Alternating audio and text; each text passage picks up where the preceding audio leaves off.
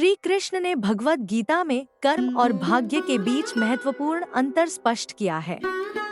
उन्होंने बताया कि भाग केवल हमारे पिछले कर्मों का फल है, जबकि कर्म हमारे हाथ में है और यह हमारे भविष्य का भाग्य निर्धारित करता है।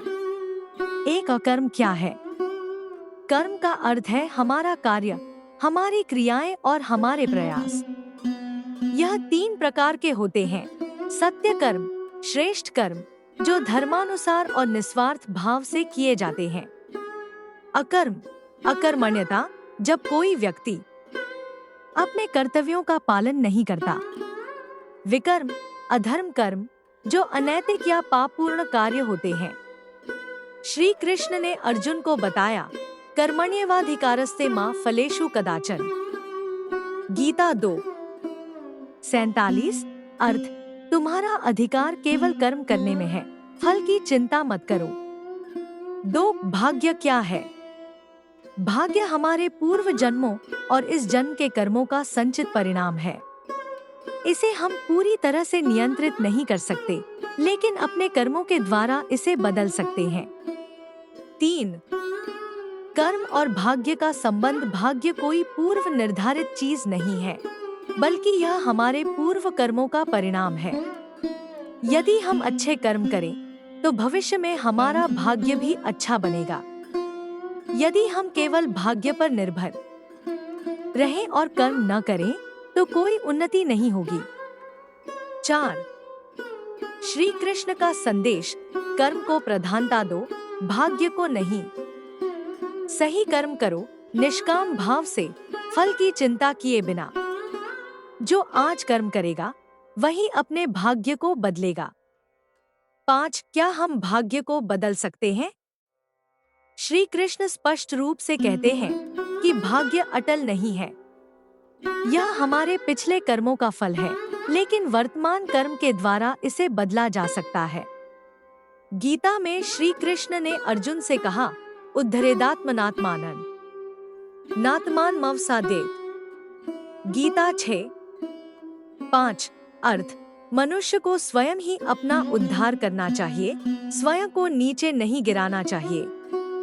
इसका अर्थ यह हुआ कि हमारे कर्मों के द्वारा हम अपने जीवन को ऊंचाई पर ले जा सकते हैं या नीचे गिरा सकते हैं। 6. कर्मयोग।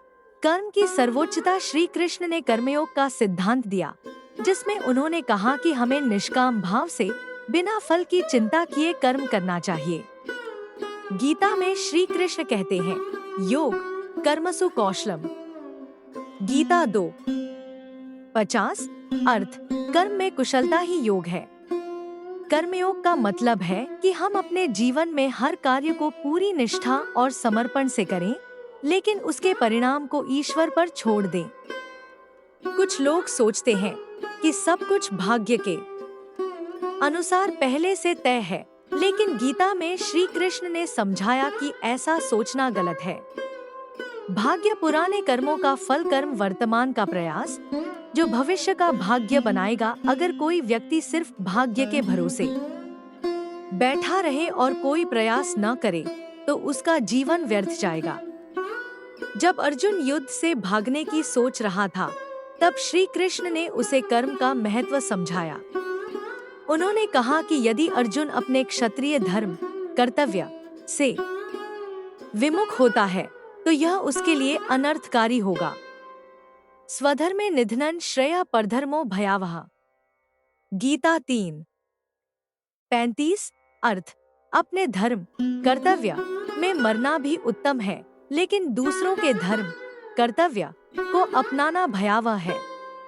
इसका अर्थ यह हुआ कि अपने सच्चे कर्मों को निभाना ही श्रेष्ठ है, और यही हमारे भाग्य को भी संवारता है।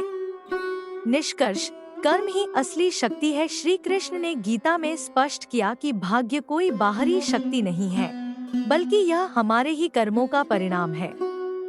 कर्म करो, फल की चिंता मत करो। जो आज कर्म करेगा, वही अपने भाग्य को बदलेगा। निष्काम भाव से कर्म करना ही सच्ची योग्यता है। पुराने कर्मों का फल, भाग्य भोगना पड़ेगा, लेकिन नए कर्म करके भविष्य सुधारा जा सकता है। इसलिए श्री कृष्ण हमें सिखाते हैं कि कर्म ही सबसे बड़ी शक्ति है और वही हमारा भाग्य तय करता है।